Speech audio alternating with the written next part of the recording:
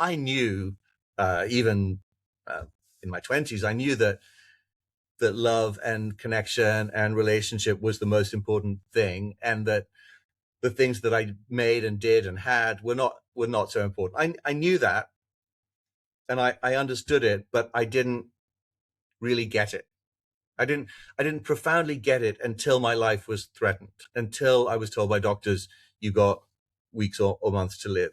My next guest has lived several lives inside the media business, on-air reporter in New York, founder of Brighter Pictures, creative leader, Endemol and ITV Studios, and now one of the most trusted coaches to founders and creative executives in the UK and the US. He helped bring edge of culture programming into the mainstream, rebuilt his life through illness and reinvention, and today advises leaders across companies including Netflix, BAFTA, Channel 4, Fremantle, and the BBC, while writing Dear Remy for The Hollywood Reporter. Please welcome to the show, Remy Blumenfeld. Very Remy. nice to be here, Dave. Thank you for having me. Oh, it's an absolute pleasure. Now, where do we find you today, Remy? I am in the Weald of Kent, just southeast of London. And you're coming into spring now, I believe. We are, and you're coming into winter, right? Yes, it's getting cold. I don't like it, Remy. It's still warmer there than it is here, except it does get quite cold on the South Island, doesn't it? It snows a lot. Yeah, down south, we don't get below usually about 8, sometimes 5 in the morning, but it doesn't really go too cold for us here in Taranaki. Positively balmy by comparison to English weather. You wouldn't believe it, Remy. I'm a Leicester boy. I was born and raised in Leicester. Goodness. Yeah, totally lost the accent years ago, but yeah. Do you remember it? I do, yeah. I was so I lived in Leicester from the age of 0 to 17, I'd say. So quite a while. That is quite a while. I remember when I visited New Zealand, a taxi driver told us that a lot of people came to England, to New Zealand to learn English from all over the world. And the reason that she said they came to New Zealand to learn English was because she said, in New Zealand, we don't speak with any accent. And of course, what she meant was like the English class accent, but she was so used to hearing people speak in New Zealand that she didn't realize that to us, she sounded like she had quite an accent. Yeah, they raise it up at the end of each word. So tin. They don't say 10, they say tin and things like that. It's you have to get used to it. It takes a while. It's a beautiful country, though. I would love to come back. Well, you're welcome anytime. We can do this in person next time. Brilliant. I'm up for it. Remy, let's go back to where it all started. So you were raised in Cambridgeshire, son of American artists. I was. I mean, my parents were both artists. My mum's still alive. My mum is a sculptor. My dad was a writer. My granddad was a photographer. And actually, the first few years of my life, Dave, we traveled around like gypsies. So I was born in Paris. We moved to Vienna, then New York, and ended up in Cambridge, where I spent much of my childhood. Wow. And if I went back to Remy back then, what did he want to do? What did he want to be?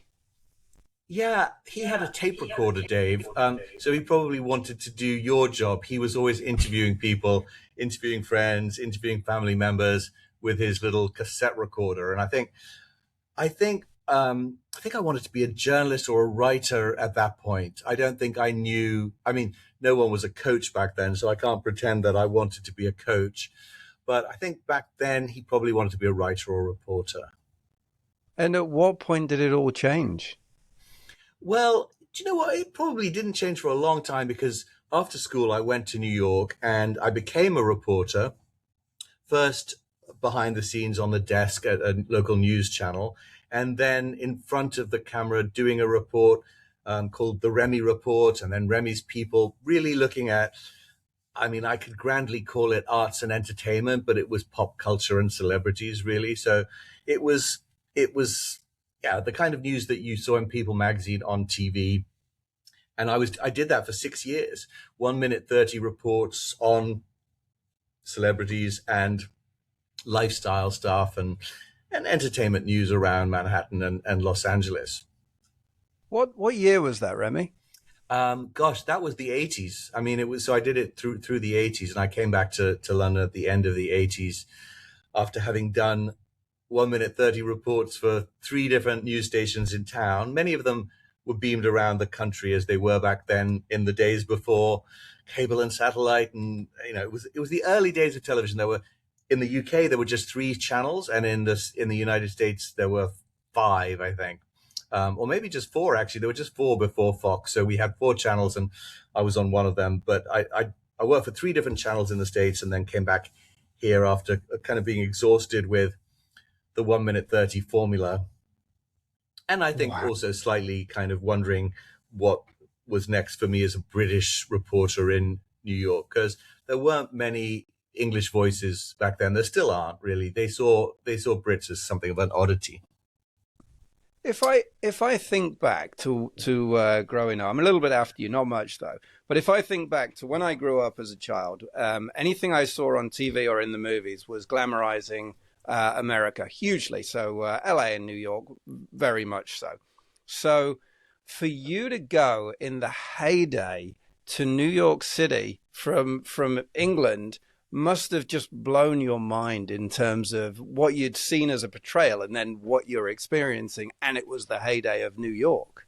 I think so. I don't think any of us knew to what extent it was the heyday, and in some ways it was a difficult time as well. I mean, these things are relative, but culturally, you're right. There was a lot going on. It was kind of before the ultimate decimation of the AIDS era. So there was a lot of nightlife and a lot of gay subculture and a lot of stuff going on, that subsequently died with the people who were creating it. But in that time, it was very full of life. Andy Warhol was going out clubbing, and people like that who are kind of legendary now. I don't think we Mm-hmm. realized how legendary they would become. But it was definitely a very exciting time to be in New York and downtown. And I was kind of living the life of an artist, even though I wasn't an artist myself. I was just reporting on their world. But one of the very first reports I did, Dave, was on the doormen of New York's nightclubs. And I think even then I was smart enough to realize it was a smart thing to do, because they basically held the power to who got in and who waited on the sidewalk. And since I'd made them all famous on TV, I got let in subsequently. So it was a smart thing to do. So then after that 6 year stint, you came back to England to try and work out what was next. I kind of came back on the back of a show, and I don't think I realized I was going to stay for so long. I was making a show for NBC, which was called The Royals Dynasty or Disaster, I think it was called. And they wanted a British reporter, a producer, to come back and make the show for them. And so I thought, oh, this will be fun. I'll go back for 6 months, make the show, and see what happens. But 6 months in London reminded me of lots of things that are present in culture in the UK that were not present for me, or anyone for that matter, in New York. I mean, New York is very much about what you're doing and what you're making, and it's very transactional. It's not based around, for most people, around home life. It's more around kind of being out and eating out. It certainly was back there. And I came back to London, and London felt like time travel back to another century, quite frankly. I remember walking into a newsroom in London, and I thought I must have come at the wrong time, because it was so quiet and everyone was reading newspapers and it was so still. Whereas New York, everyone was screaming and throwing things, and it felt much more urgent and vibrant. But I actually love being in London. I love being with friends who I hadn't seen since my school days, and picking up where I'd left off and being close to my family. So I ended up staying and have been here pretty much ever since, off and on. And was that when you started your company back then? Not exactly. I started working as a reporter in the UK for a channel that was the precursor to Sky. It was called BSB, and we were making a daily entertainment show, which I was presenting, called 31 West. No one really could see it much, because you had to have a square reel on your wall to watch the thing, and people didn't really catch on and invest in that. Even my parents, who kind of wanted to see it, couldn't, because they couldn't buy the square reel. But we made the show nonetheless. I guess the economics of it weren't in its favor, because it did merge with Sky, and we were taken off the air overnight. And I was suddenly unemployed and pretty unemployable, and didn't quite know what I was going to do next. So I started a production company with my then partner out of our bedroom in Brixton. And we really started the company just so that we could send our proposals on a letterhead rather than just from a bedroom in Brixton. And so we started a company called Brighter Pictures and really did what we knew best. And it's kind of advice that I give to entrepreneurs and creative people to this day, which is kind of do what you would want to watch, do what you would want to make, create something that's from your lived experience. It's very, at the time we were young gay men living in Brixton. So it made sense to make programs about the edges of society, right? Just because we felt we were on the edges, and we made programs that we, as young people, would have wanted to watch that weren't yet on TV about stuff that we knew. And so we made the first ever Black music show on Channel 4, which was called Flavor. And we did have a lot of people of color working on the show, but I think it has to be said that today probably it would be more appropriate for a Black owned company to be making that show. But at the time, those issues were not in the frame. So we got to make it, and we made it for 8 years for Channel 4. We made similarly the first Indian pop culture show for the BBC based on kind of the pink underbelly of Bollywood, which was great fun. And we made a lot of shows that were really about the edges of society, all of which have, by the way, obviously since now become the middle. So the shows that were kind of on the edges, those topics that seem kind of taboo and off limits, have become quite mainstream. I mean, the idea that you'd commission a show about Black music now, when Black music dominates the charts, it pretty much did quite quickly after that show, for instance. But we then went on to make kind of more mainstream fare, I guess, as we ourselves, became property owners and became more middle-aged and middle class. We made more shows that we would want to watch that were more mainstream shows. So we made a lot of shows for prime time in the UK, shows like Get a New Life for the BBC, which was about kind of life reinvention. And we made Tabloid Tales for BBC One with Piers Morgan, which made him famous because we put him on TV for the first time for Our Sins. And we made a lot of shows that were kind of, big, fun, factual entertainment formats. You must have found it really hard. So if we go back to 80s, 90s, whatever years we're kind of looking at, but trying to produce that, trying to push it through, and also trying to do it on the edge of society back then, when there's a lot of opinions coming in to say, oh, well, that doesn't fit within the square box of what we do. You must have been really pushing the boundaries and saying, well, no, this is like you said earlier, this is exactly what people want to see. We want to see it, so it makes sense. How did you find that? Well, do you know what? I think it's probably a lot harder today than it was back then, because there was a lot less competition from other companies like us. There were a lot fewer younger people running production companies back then.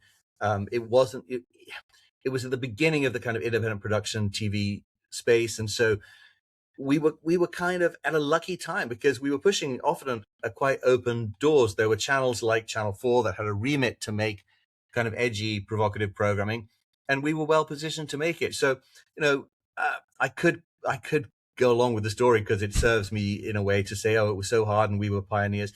We were pioneers, but we were pioneers at a very lucky time when there was a lot of warm wind behind us to help get those programs commissioned and made. And I think it's much, much harder today for content creators to find an audience, because there's so many channels competing and so much content out there. There was very little content. So we were doing it often for the first time because, technology was at a place, it was the 90s. So it was a place where, people couldn't make shows on their phone, and there was no place to distribute it on the net. So you needed the gatekeepers, but there wasn't the competition to get there. And similarly, we sold our first company to Endemol. And it's much harder, I think, these days for people starting production companies to sell them, because there's just not the appetite to consolidate that there was then. And so the opportunities to kind of exit don't exist for many people in the same way that they did for us. So I definitely feel like we did it at a lucky time. Yes. Yeah, I agree. And nowadays you tell founders to define their niche with real precision. How much of that wisdom came directly from building Brighter Pictures? I learned so much, mostly through mistakes, mostly through things I did wrong and can see in the rearview mirror were mistakes. And I think when you look at what you did wrong that cost a lot of money or cost a lot of energy or cost a lot of human resources, whatever it might be, it's just great to help other people not make those same mistakes again. So there were so many things that I did without any knowledge or understanding that they were wrong, because you're just in the moment, you're doing as best you can. But I can see now there were so many mistakes that I made that I now help people not to make through teaching them. It's much harder to teach people what to do right, and it's often harder to see what you did right yourself, because um, when things are going well, you just assume it's fine. You don't interrogate it, you don't look at it, you don't explore it. But the mistakes you made, mostly because they're so costly, they stay longer and they last longer and they're more useful to other people. So I definitely got a lot of valuable teaching through the things I did wrong. You must. I mean, that's a really interesting thing for your coaching, because to teach people from your mistakes is very hard. Because, like you say, people have to make those mistakes themselves for it to become an ingrained kind of. Oh, just because it's like when your parents tell you, "Don't put your hand in the fire, you'll burn it," and you're like, "Sure, but my hand's better than yours, so I'll try anyway." So it must be something that you just have to do differently. I don't know how you look at that. I agree that there's, very often there are things that we sort of know, and we need to experience it firsthand to really know it. I agree with that. But then there are some things which are about process and systems, for instance, which really you can look at someone who's walked the path before you and learn from them. And obviously, people in the creative industries come to me because I've walked the walk and they feel like I can relate to their journey and relate to their pain. So it's in a good place. You can't coach people who don't want to be coached. And to your example, like, kids don't want to be told what to do by their parents and they want to prove them wrong. So parents are not in a good place to give advice. But for a coach who you're paying to give advice to, very often people are willing to listen, particularly if the story is one that comes from lived experience and costs them money. So, I mean, like, it's hard to give an example, but like, for instance, one of the things that I did wrong was I didn't hire people who were more experienced and older and have bigger reputations than me. I hired people who wanted to learn and who wanted to kind of come and work for me rather than wanted to work with me or alongside me, or God forbid, me report into them. So very often channel controllers or program directors would say to me, "Have you ever thought about hiring Dave Benson?" And I'd go, "No, I haven't. He's, and I'd ignore the hint. I wouldn't take the hints to hire people who were more experienced or better than me, because I sort of didn't want to be eclipsed. I kind of felt like with that person in the company, it would no longer perhaps all be seen to be my doing. And so that's kind of teachable advice, because I can see now that hiring people who have stronger reputation for you in certain areas, have have more experience in other areas, definitely will help build the company that you own. And the cost is, yes, they should get the credit and you won't get the credit, but that's okay because it's good for business. So I think, those things which are about perhaps ego clouding one's judgment are definitely things that I can pass on. And you're right, for some people, they probably have to pay the price themselves and learn it and see it in the rearview mirror, but others get to save themselves a lot of money by learning from my mistakes. It's interesting. It's a great example. It's interesting because you say that people won't get the credit who employ the people who are better than them. But at the end of the day, if the business is growing and if they're developing and their service, product, or whatever it is enhanced through that, then they will get the credit overall for employing the right people to get the job done. Absolutely. But I think that's kind of another mistake that a lot of people who are creative and running businesses make, which is that they're very focused on the product, they're very focused on the project, they're very focused on the client, and they don't recognize that their company is in itself the biggest project that they'll ever have. So it's like a little bit like in a marriage where or a partnership where you're focusing on your needs or your partner's needs, but you're not focusing on the needs of the relationship. And the relationship has its own needs, right? So you might want one thing, your partner might want another thing, but the relationship requires something different altogether. And I think that's true with running a business, right? The business is its own entity and the business needs its own focus. And you're quite right, having a business that's growing and succeeding and that you ultimately sell is in itself its own victory. But I think a lot of creative people are focused more on the TV show or the film or the book or whatever it might be. And they forget that their biggest project is the company itself, because they never really to your earlier question about what they wanted to do as kids, like they never really went into this world as kids thinking, oh, I want to start a company one day. They wanted to be a filmmaker or they wanted to be a theater producer. And so the company becomes invisible to them because they're Yeah. thinking about other people's needs. But obviously you're right. If they were thinking about the company's needs, then it makes a lot of sense. Oh, yeah. I think these things are easy to say like this, but when you're in that field or when you're doing something, it's harder to see it because, like you say, you're too focused on whatever it may be. Yeah, Now, absolutely. now, not long after, you were dealing with the end of a relationship and also a kidney transplant from your brother at the same time. How did that period reorder your sense of what matters and your lifestyle? Yeah, I know.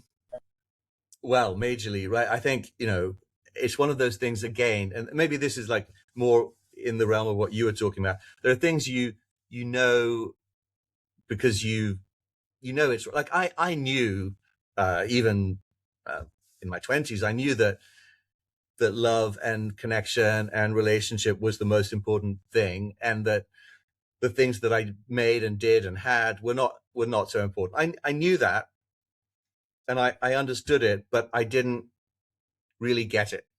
I didn't profoundly get it until my life was threatened, until I was told by doctors, you got weeks or months to live. And I think there are some things like that in life that we only really get connected to through living it. So if I could give a gift to everyone on the planet and have everyone be given a terminal diagnosis from which they recovered, I would do that, because for me it was such a big gift, right? Because I got really clear about what mattered, and then I've had another 30 years to implement it. But at the time, I didn't know I was going to have that. But I became very present to the fact that it wasn't my awards or any property I had that defined me. It was definitely who I loved and who loved me. And I mean, it wasn't for a few years later that I became a coach, but that definitely underpins my coaching practice. So for me, Dave, my life purpose is to live and die with as few regrets as possible, and to support as many people as I can to do the same. Because I think one of the great tragedies is that we often die with regrets around what we could have done, what we could have been, what we could have made, who we could have connected with, how we could have lived true to our purpose. But those regrets often only surface at the final hour or the final week, as it did for me, right? And yet, if we live true to what really matters sooner, we can not only die without regrets, but hopefully live without them as well. So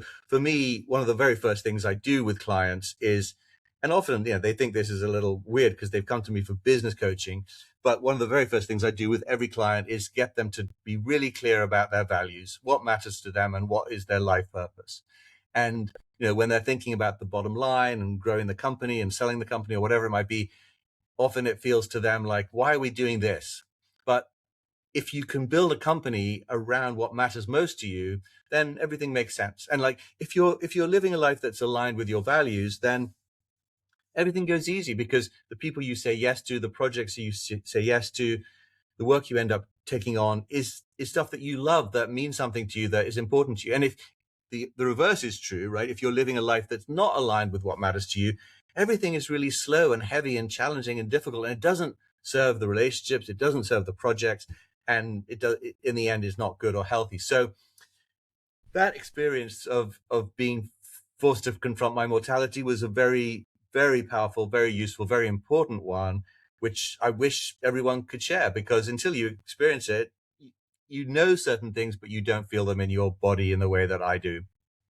Do you remember the day you had that diagnosis? Is that ingrained on your memory, like like 9/11 or something that happened? Is that day for you kind of a D-Day that I woke up in the morning, I felt a little X, I went to doctor, and how was it delivered? Um, it was delivered in the way that those things were delivered in 1991, right? It was delivered, yeah, it was delivered, Brutal.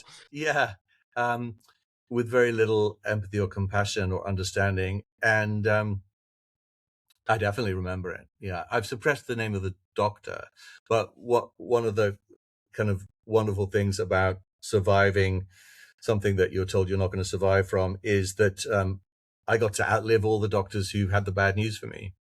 Um, so they're all gone, and it definitely connected me with something kind of more universally true, which is that, they were saying to me, "You've got months to live," as though they didn't.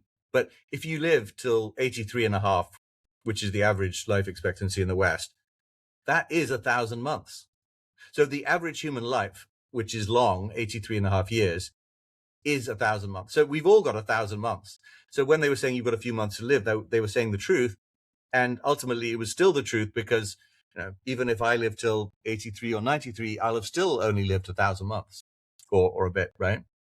So we're Yes. all here for a very short time. And I think being clear about that, because I think what was kind of implicit in the way that they said it was the idea that they thought they were going to live for a few hundred months, right? We're all going to live for a few hundred months. We all have a very short time. It's just having to confront that when you're young is hard. And I think a lot of people don't confront it even when they're older, right? I have clients coming to me in their 60s and 70s who still kind of acting as though they're going to live forever, whereas they've got a certain number of summers left, and we need to get on with it and make things happen.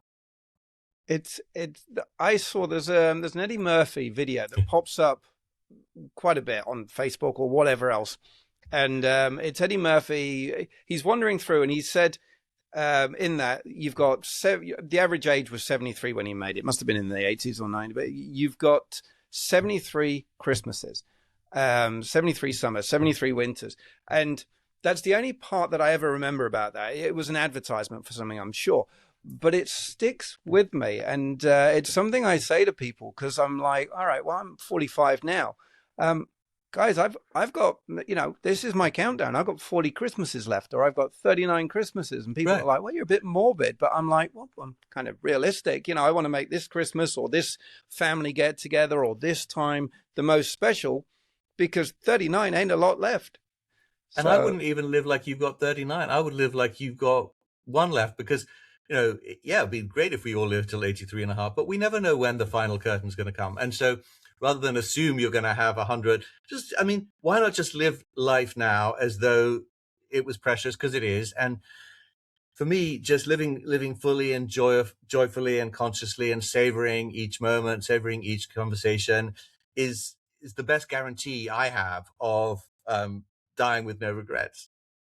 I love that. I really do. Did you find that once you kind of got to that place, your bullshit meter had kind of come to a point where you didn't care what people thought of you as much anymore? You weren't worried about the perception as much as making yourself happy or doing the things you like, rather than what someone from school actually cared about you, because you'll never see them again. That's not a factor that's ever going to come into your life.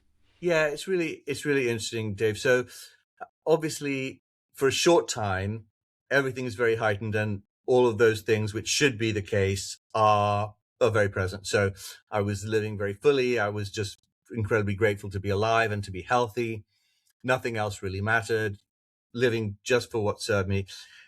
It's amazing how quickly old ways of being and conditioning kind of creep back. And like very often, I really do have to remind myself that I'm happy and grateful to be alive and healthy, rather than just taking those things for granted. And similarly, um, I also get caught up in the nonsense, right? The nonsense that you're talking about. It may not be what someone from school thinks of you, but like what people think of you, or whether people like you, or whether you've offended someone, or whatever it might be. I do get caught up in that. And at that moment, I do have to remind myself that doesn't matter. But it's not like it stops mattering just because you're clear about what really matters. Because I think we're all conditioned from an early age to have a survival strategy, which then just kicks in.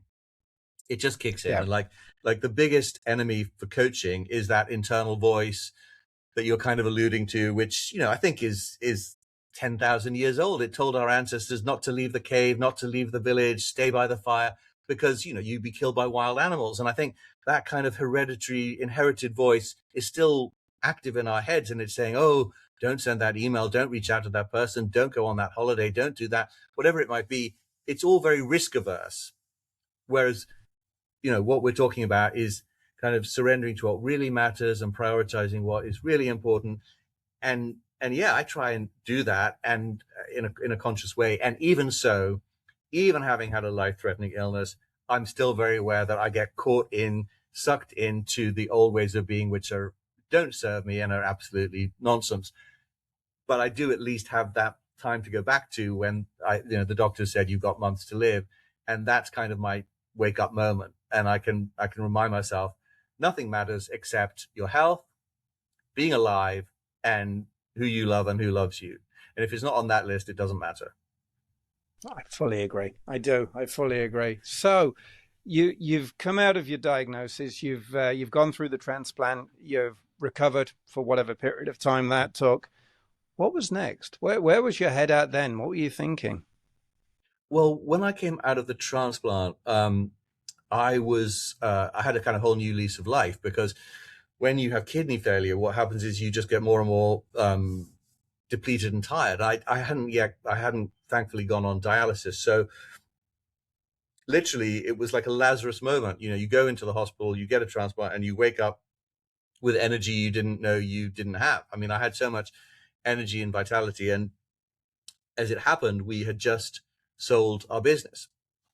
Um, I know the timing wasn't, couldn't have been stranger, but I basically had to say to the new owners who were expecting me to do a 5-year earnout, I've got to go to San Francisco to have a medical procedure. And I think they probably thought I was having a facelift or something, but they were like, what are you having done? And I was like, I'm having a kidney transplant, but I'll be back in January. And the doctors in San Francisco had said, yeah, you should be able to be back at work in 3 months. And they were right. So I came back to work with a lot of zest and vitality and energy, and yeah, created some of the most successful shows that we'd ever made, and ended up serving out the earnout. So I did it though with a lightness and a playfulness and a joy that I probably didn't have before, right? So I did it with more energy, more vitality, and less stress. When did coaching come into that? Coaching came in a little while later, because after that, after being an entrepreneur all my life, I started another company, because it's sort of hard not to do that. And I then sold that company to ITV Studios and went to work for them for a bit as director of formats. And so when I was doing that, I kind of realized, because I'd never worked in a leadership role in a company that I hadn't founded before. And so ITV Studios was a huge company. It was the biggest independent or production studio in the UK at the time. And there were thousands of employees. And I had no training in management, no training in being a leader, none of that. I just learned whatever I learned on the way, but I can't say I was necessarily good at it. And I certainly wasn't experienced in it, and I hadn't learned anything. So I kind of asked around to a few people and said, where did you get your training? Where did you learn? And most people said, well, there isn't really any, but you could do some coach training, because being a good coach is very similar to being a good leader. And you get taught to, how to hold a room, how to listen to people, how to inspire, how to hold people accountable, how to challenge. And so all of that sounded quite good. And I went to, I got trained with an institute, which is called the Coaches Coactive Training Institute. So it's CTI, and it's the oldest coaching body in the world. And they have an outpost in England, amongst other places. And I did, it was kind of over 6 months, four modules of that program, which allows you to be qualified as a coach. And I really loved the distinctions that I was being introduced to. I kind of couldn't believe that we hadn't been taught some of this at school, because it felt like stuff that you should learn at primary school, not when you go for coach training. But I loved it. I kind of also loved the community of coaches who are often people, similar to myself at a similar place in their journey, who wanted distinctions that they hadn't been taught. And after the training, I came back. I was still at work while I was doing it, but when I finished my training, I kind of brought it back to work. And I thought, this is going to be great, because now I can coach all the people who report to me. But the thing is, they didn't want to be coached. Yeah, I was going to say. No. So, that was kind of, I mean, it's totally understandable. And now I'm ashamed of myself for even having tried to foist it on them. But at the time, it just felt like such such a sad rejection that I had all these coaching skills and no one wanted to be coached. So I thought, well, look, I love doing this, and I better stop doing it with my peers and reports at work, because they just want the old style of management where I tell them what they've done well and what they've done wrong and then send them on their way without further ado. I kind of recognize the importance of that mutuality and that consent around coaching. There's a joke, actually, which is, how many brilliant coaches does it take to change a light bulb? I don't know how many. Only one, but the light bulb really has to want to change. And it was a little bit like that with my direct report. So I found people in the creative industries who didn't report to me, someone who worked at a gallery, someone who worked in publishing, someone who worked in theater. And I was their coach for a bit. And I kind of loved that.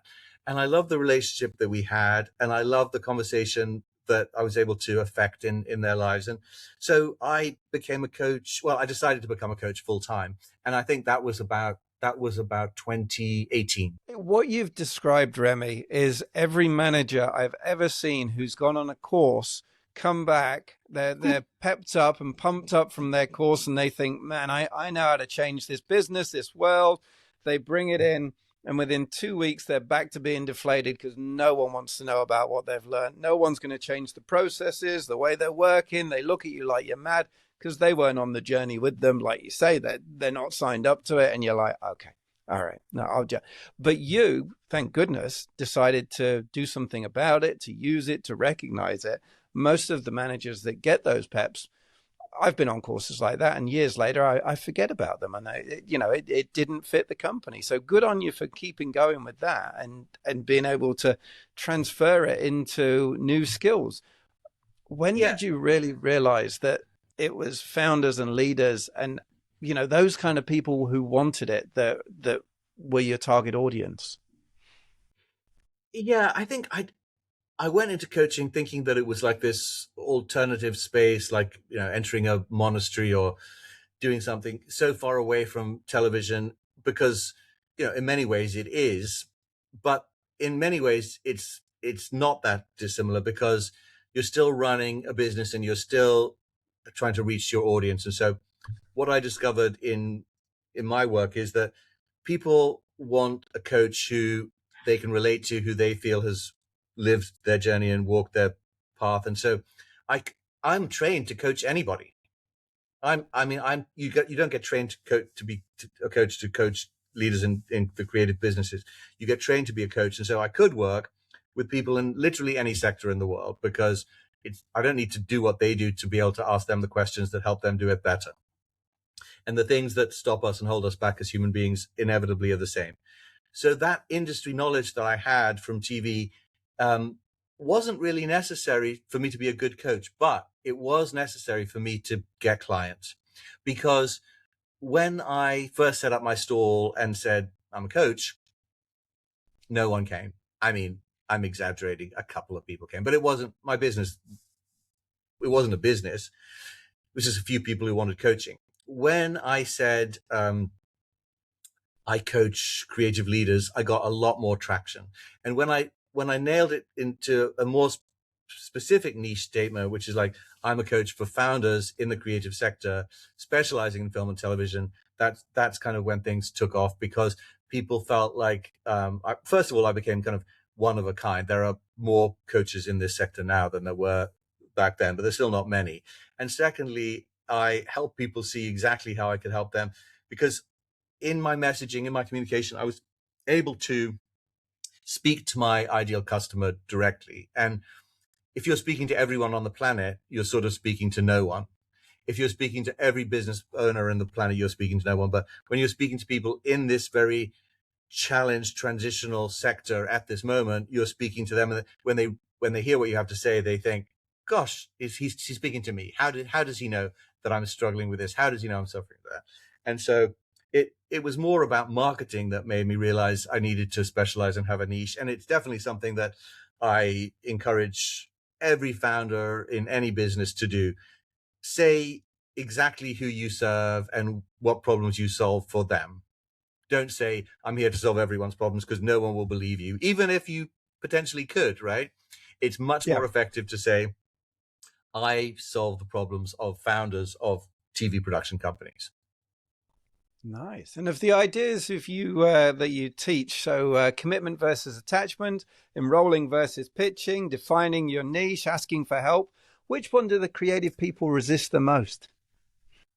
I think it's definitely the distinction around being committed but not attached, right? Because I think for creative people, I am this painting, I am this sculpture, I am this storyboard, I am this project, I am this book, and I put my life and soul into it, and it's all me. So if you accept it, you're endorsing me, you're affirming me, and I feel amazing. And if you reject it, then I feel like shit because it's all about my ego and my personality and my vision. And I think trying to get them to understand that no matter what you make, it's a product, it's a service, and it's not all about you, right? Maybe in the moment that you made that sculpture at 3 in the morning or painted that canvas at 6 in the morning, maybe that moment was all about you. But the moment the thing's done and finished, you've got to stand back, look at it objectively, edit it like you would if someone else's work. And you've got to be able to sell it and market it and talk about it in a way that doesn't feel attached, because attachment kills sales. Basically, attachment stops things from happening. Attachment makes people feel they want to walk away and say no, rather than how can we do this together because it's fun. Because when I'm committed but not attached, it's a conversation which you can take part in, whereas when I'm attached and it's all about me, you just know that it's not going to go well. Right. Yes. Yes. I could see that. And now that you're coaching leaders across the industry and you're also writing Dear Remy for the Hollywood Reporter, what are people in the media most anxious about right now, do you think?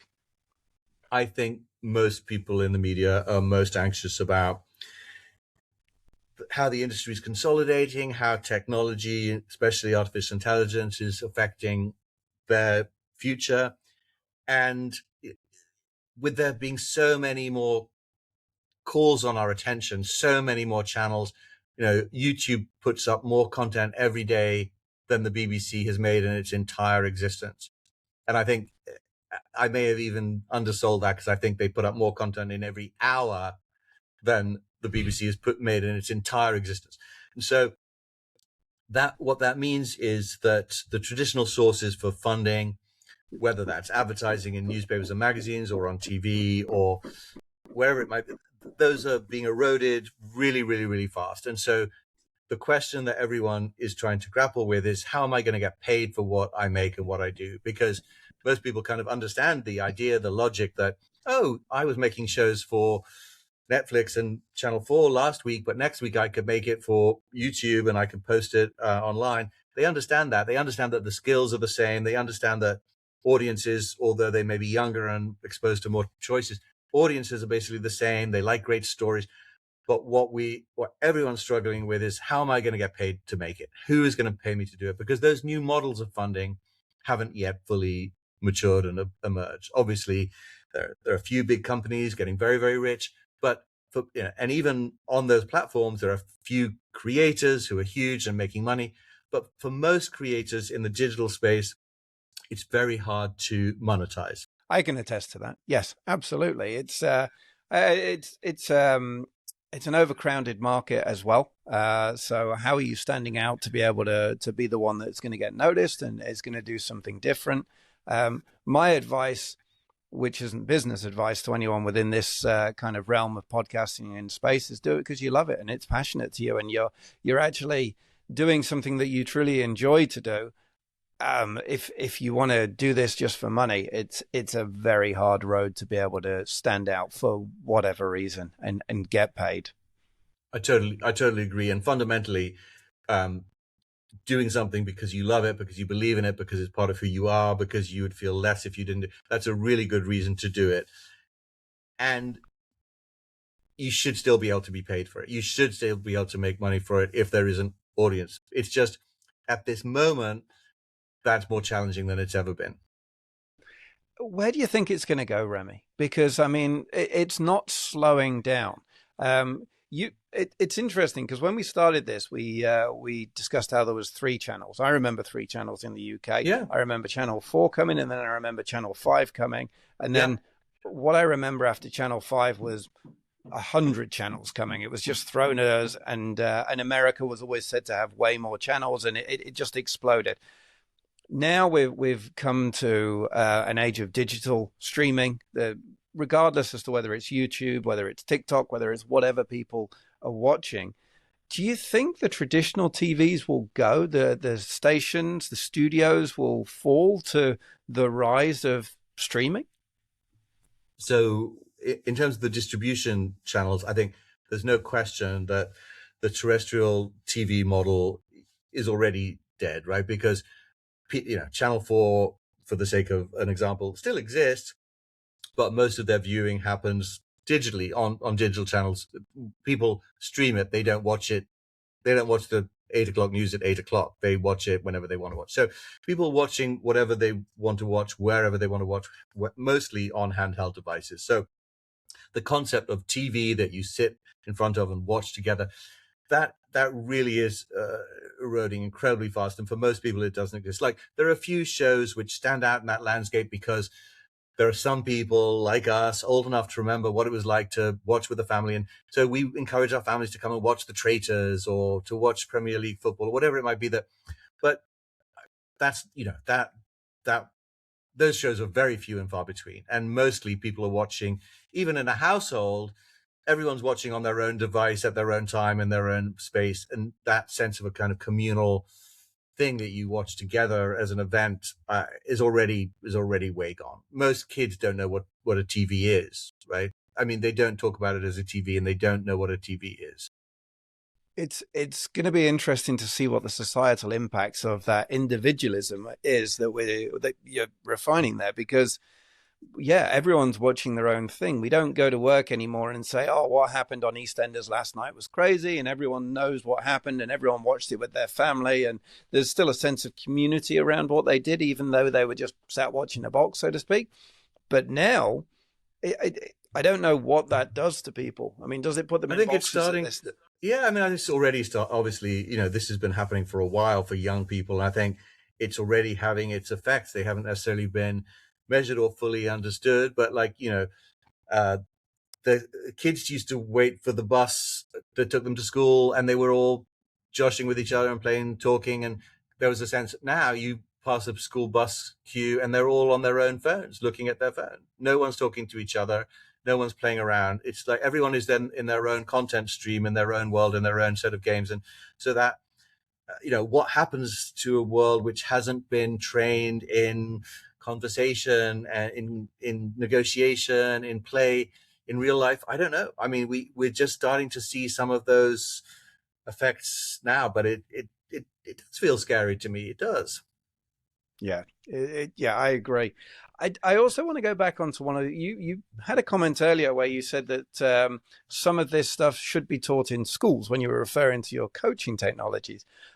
Is that starting to come in, do you think? Because I mean, from my experience, my children are 7 and 11, and they're taught presenting skills, PowerPoint skills, things that when I went to school, there was no such thing. I mean, there was no presenting. It was standing up and reading a book and being made fun of if you made a mistake. But now it's an encouragement of how you do it. So that's changed. But do you think some of the skills that you've learned through coaching, which help you to develop in business, are being taught in schools?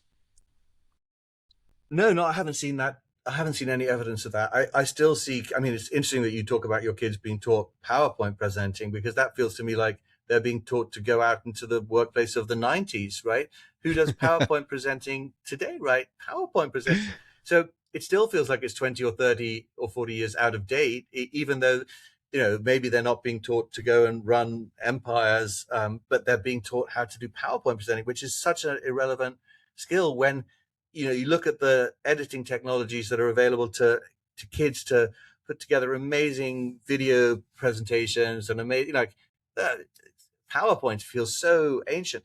But in terms of the important distinctions of being human, I think is what we're talking about. And those important distinctions are definitely not being taught in the schools of any kids I am talking to, or whose parents I know, then they don't learn any of that stuff, and most adults don't either. And I think there are some really powerful distinctions, which it's like, until you know the distinction, you can't see what it is. Like, there's, for Eskimos, there's, I think, 150 words for snow, because for them, they see snow as 150 different things. We just see snow. And I think it's the same for human beings. If you don't have an understanding of what the difference is between, oh, I don't know, like fact and story, right? The things that actually happen and the stories we make up about them, then you just live as though the story is the fact. I think this is like one of the biggest things human beings do, because we make up meanings about things all the time. That's kind of part of the human condition. That what separates us from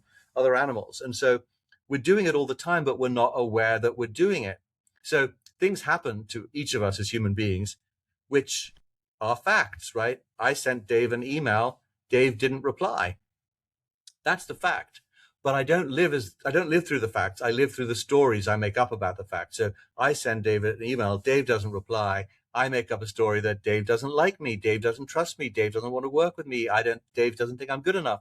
And then I live as though that story were true. Whereas the fact is just very simple. You didn't reply. Now, maybe you were away. Maybe you had an illness in your family. Maybe you didn't get my email. Maybe you wanted to send a longer reply. None of those stories even come into it, because the story I've made up is that you don't like me and trust me and want to work with me. And then I live as though that were true. And I think each of us as human beings lives as though the stories that we're making up about life are the facts, because no one ever taught us to separate out fact from story. It's a very simple thing, which if you got taught at a young age to do, then you'd go, oh, is that really true? What else might be true? Why am I making up this story? Right? But none of us do that. And more, interesting example, because more and more we communicate via messaging of some sort, email, text, what have you. So we're missing out on the context of those stories every single time, because you're only getting a partial piece of information. Absolutely. We're just getting words or pictures rather than tone of voice or nuance or energy, right? I mean, in this world where everyone's glued to their own screen, the thing that we're missing is energy, right? The energy that exchanges between people when you're in the same space. You can just feel it. Pheromones, smell, all these weird things which have existed for centuries and are important indicators of how someone is feeling, what the mood is, temperature, right? It's just gone. So we just, as you say, just see the words, and the words are much easier to fit into our story.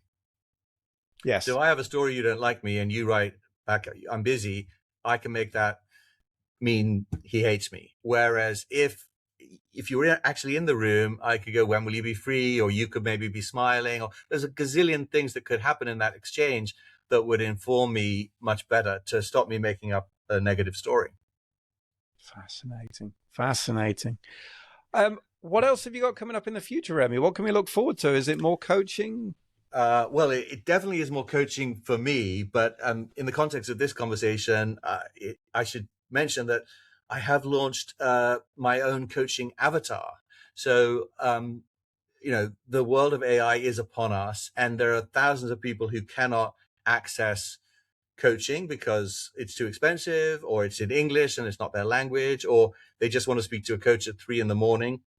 And so with a partner in the States, I've developed a platform called Coacher. It's spelled COACHR, Coacher.ai. And Coacher.ai is a platform where any organization can access top level coaching anytime at kind of pennies on the dollar, because AI is driving it. So I've developed my own coaching avatar. It sounds exactly like me, looks like me, and according to my clients who've used it, often gives better, more informed advice than me. I don't believe that. I'm embarrassed to say it probably is true, because obviously my coaching avatar can assimilate incredible amounts of knowledge that I don't have. So when it comes to kind of forensic understanding of your business, I'll give you an example. Like, there are some organizations, I coach individuals within those organizations at the moment, but I haven't read their massive handbooks on their philosophy, their ethos, their values, because they haven't paid me to do that. It would take me too long to do it, so I haven't done it. But my coaching avatar has read all that because it just takes it in a second, right? So you feed the stuff in, and it can become an expert in seconds on even the most arcane and niche areas of experience. And apparently, according to my clients, my coaching avatar is even better than I am on a lot of topics in a lot of areas. So we'll just have to see. It's a strange future for all of us, and I think we have to embrace it with a certain amount of curiosity and hope. And I felt, my feeling was, if I program my coaching avatar to be as good as I can make it, then at least I've done my part in being part of that journey. And if there are some clients who would rather have an AI avatar and there are others who can only afford that, then that is fine. I hope that there will still, in my lifetime, be some clients of a generation who value human interaction and want to have coaching in real time with me. But that I could also be fully and completely and utterly replaced by the next time we meet. What's the name of your avatar? Is it Remy or? Yeah, it's the Remy bot. Yeah, it's my coaching avatar. It's just, and I'm very up. I never try and pass it off as me. It always says I'm Remy's coaching avatar. Nice, awesome, Remy. I'm going to put those details right here below. Where would you like your other details? Would you like them up above or down the sides for where people can get in touch with you if they want some coaching? Wherever you want to put them would be great. It's Guru at Vitality Guru. My website is vitality.guru, and my email is guru@vitality.guru. Lovely. We're going to put those right up here so you can see it. Remy, it's been an amazing pleasure to get to hear your story. I know when we started this, before we came on camera, you said you don't usually tell your story because I think you're such a great coach and that's where you're coming from. But for people to hear why you're a coach, what you've been through, I think it's a phenomenal story. And thank you so much for sharing it today. Thank you so much for having me. It's been a pleasure.